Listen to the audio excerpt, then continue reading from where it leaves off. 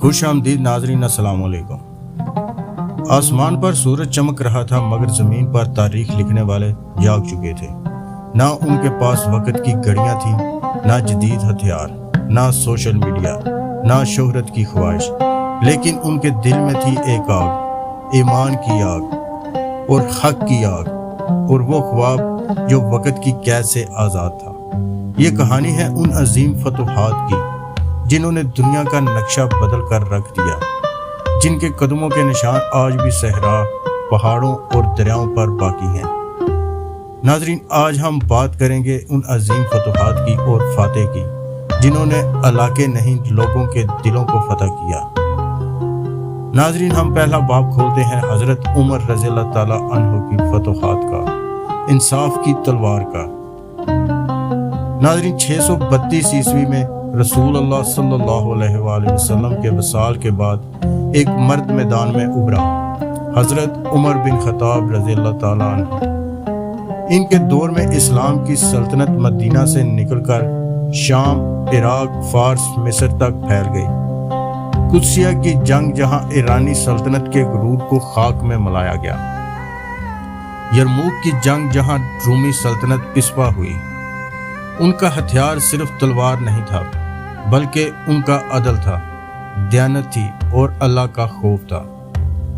ناظرین، تاریخ کہتی ہے جب حضرت عمر رضی اللہ تعالیٰ عنہ کسی راستے سے گزرتے تو شیطان بھی راستہ بدل لیتا۔ ناظرین، دوسرا باب ہے صلاح الدین ایوبی کا، جو مسجد اقصی کے لیے جاگا۔ 1187 عیسوی میں ایک نام تاریخ پر نقش ہو گیا جس کا نام تھا صلاح الدین ایوبی۔ صلیبیوں کے قبضے سے بیت المقدس کو چھڑانا ان کا مقصد تھا۔ حطین کی جنگ میں انہوں نے یورپ کی متحدہ فوج کو شکست دی، جس طرح آج کے دور میں نیٹو فوج ہے۔ ان کا اخلاق دشمنوں کے دل جیت لیتا تھا اور ان کی بہادری دوستوں کے دل۔ جب بیت المقدس فتح ہوا تو کسی انسان کا سامان نہیں چھینا گیا، کسی کو وہاں سے نہیں نکالا، سب کو امن و امان دیا۔ یہ تھی وہ فتح جو صرف تلوار سے نہیں بلکہ کردار سے حاصل کی گئی۔ ناظرین، تیسرا باب ہے محمد بن قاسم کا، بر صغیر کا فاتح۔ 711 عیسوی میں عمر صرف 17 سال مگر جذبہ آسمان کو چھو رہا تھا۔ محمد بن قاسم ایک نوجوان جو سندھ کی سرزمین پر اسلام کا پیغام لے کر آیا۔ اس نے راجہ داہر کو شکست دی، عدل، امن اور عزت کے ساتھ غیر مسلموں سے سلوک کیا، سندھ میں پہلی مسجد بنوائی اور اسلام کو دلوں میں جگہ دی۔